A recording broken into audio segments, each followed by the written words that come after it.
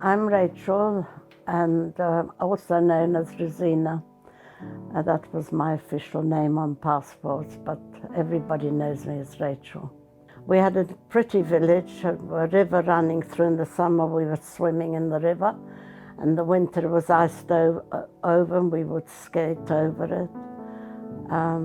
We were a happy village and very small, about 100 Jewish families, surrounded by mountains, because it was the Carpathian Mountains, and lots of other people living around the mountains who used to come down to the village to buy things. They used to buy things from my mother's shop. We were not allowed to do lots of things, but at the same time they wanted the youth, the young men mainly, and eventually they took the young men out of the village. And my father was still a young man. He was included. They also restricted us from going to school. We had no schooling. We had religious education, but no school. Jewish kids were not allowed to go to school. We were told, and this was not by radio. We didn't have radios. We didn't have any facilities. But by word of mouth, people traveling from one place to the other, that they said they were going to come to empty our village because lots of people had been taken to ghettos already. And our very good friends in the mountains said they would hide us, and they did hide us. That was the first time. And they left, the soldiers left, and they didn't find us. And we came back to the village, and life went on for a little while. But around Easter time or Pesach time, they came back.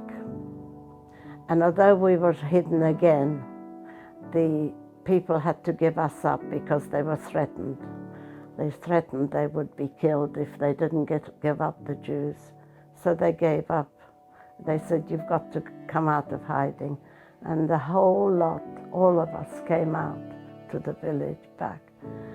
And from then on, they took us away. We couldn't take it. We didn't take much with us. We couldn't. We walked to the ghetto. I don't know how far it was. I can't remember that. And the ghetto was full of people. And there was no food, only what we carried with us. And it was very difficult for all of us to go on to the trucks and travel somewhere. Again, we didn't know where, at least children didn't know. The carriages were full to just standing only. There were no seats, there was no sanitation, there was no water. All the children were screaming and crying, and we hung around my mother. Everybody was upset, but there was nothing the adults could do. They had no way of helping us. I saw my brother, and I was with him when they took us to somewhere which happened to be Auschwitz. We were taken into places where they shaved our heads. They took our clothes. They gave us other clothes, uniforms. And that was when they took us into the camps. And we were put into a barrack with the tiered the beds of boards, just boards. And that's where we were. I had people I knew. One of them was my mother's sister, a young woman. She was about 20, 21. And there were some cousins there, and we did nothing. We just get taken out in the morning to be counted, get back to the camp, into the block, given soup and some brick-style bread, and that had to last. And that's all the food we got, this gritty, watery soup.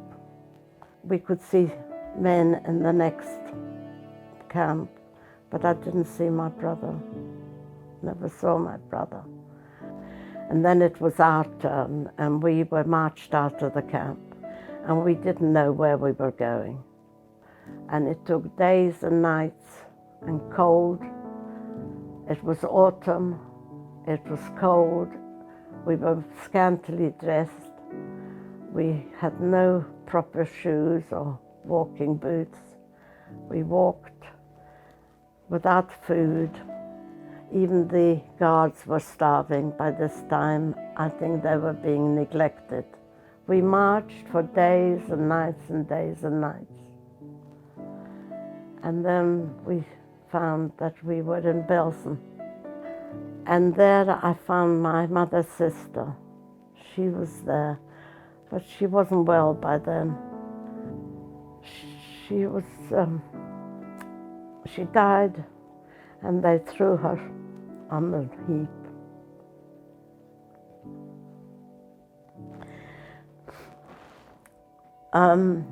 I was left